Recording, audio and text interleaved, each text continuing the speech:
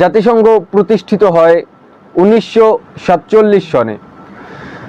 প্রথম বিশ্বযুদ্ধ, দ্বিতীয় বিশ্বযুদ্ধ, এই দুই বিশ্বযুদ্ধে বিজয়ী দেশ ব্রিটেন তখন যুদ্ধে বিজয়ী হবার জন্য ইহুদিদের কাছ থেকে কিছু অর্থ ধার নিয়েছিল।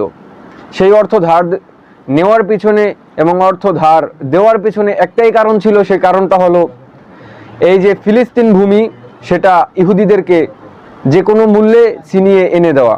কারণ ইহুদিদের একার পক্ষে কখনোই সম্ভব না ওই ফিলিস্তিন ভূমি মুসলমানদের কাছ থেকে ছিনিয়ে নেওয়া।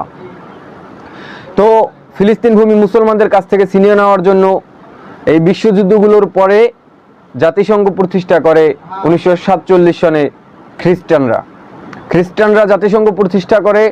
তাদের কথা অনুযায়ী এবং তাদের দেওয়া ওয়াদা অনুযায়ী তারা যে ওয়াদার বিনিময়ে ওই বিশ্বযুদ্ধের সময়ে ঋণ পেয়েছিল, খ্রিস্টানরা যে অর্থ নিয়েছিল ইহুদিদের কাছ থেকে, সেই ঋণ, তাদের সেই সম্পদ নেওয়ার পিছনে যে তারা ওয়াদাবদ্ধ ছিল, সেই ওয়াদা পূরণ করার জন্য ফিলিস্তিন ভূমিকে ওই ইহুদিদের হাতে তুলে দেওয়ার জন্য তারা ওই জাতিসংঘ নামক একটি সংস্থার স্থাপন করে বা প্রতিষ্ঠা করে।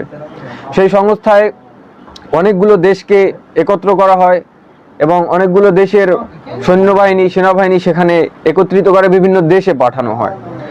ঠিক তারই ধারাবাহিকতায় জাতিসংঘ এই ফিলিস্তিন ভূমিকে খ্রিস্টানদের হাতে ইহুদিদের হাতে তুলে দেওয়া হয় এবং সেখানে ইসরায়েল নামক একটি রাষ্ট্র সেখানে তারা স্বীকৃতি দেয়।